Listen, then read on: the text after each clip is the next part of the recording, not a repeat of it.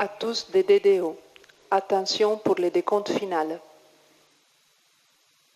10, 9, 8, 7, 6, 5, 4, 3, 2, 1.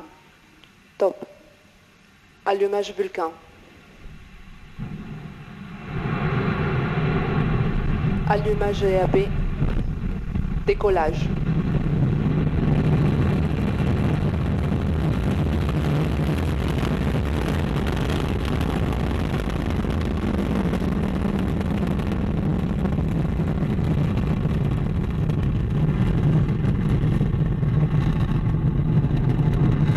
Tous les paramètres à bord sont nominaux.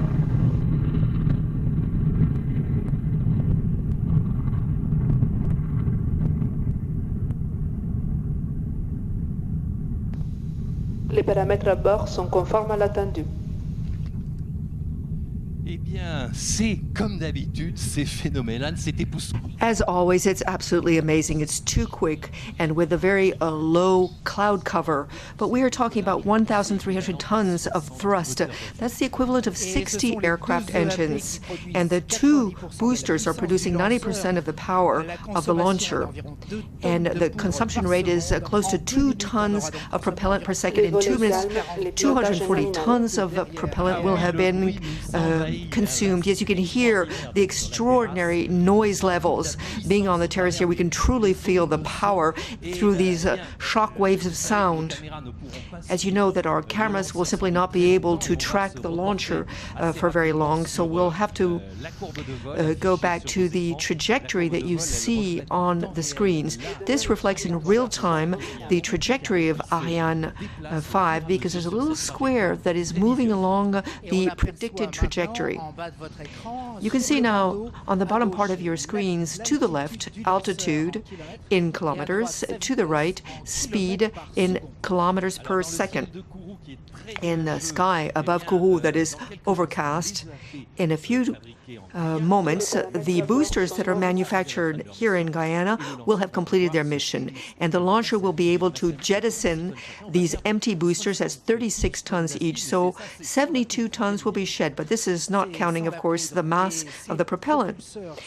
These boosters will be separated thanks to a pyro cutting of the rods, and to avoid any collision with the central body of the launcher, 8 distancing rockets push them away. We just saw it on these 3D images, and here we can see it from the onboard camera images.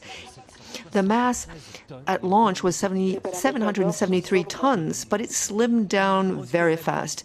Indeed, because it shed over 500 tons, that is two-thirds of its launch mass, but there's still 230 tons in flight. The next stage will be when the fairing is jettisoned. The fairing protects the passengers against pollution, against acoustic vibrations at liftoff, and against aerodynamic heating due to friction. But that's for the early stage of flight. But above an altitude of about 100 kilometers, the atmosphere is a near vacuum. There's no longer any heating induced by friction, so the fairing can be jettisoned safely for the 2 satellites. In fact, we've just seen this.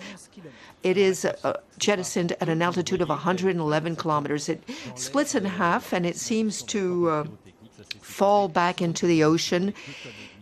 2.5 tons less on the launcher. And of course, once the launcher mass decreases, the faster it can go.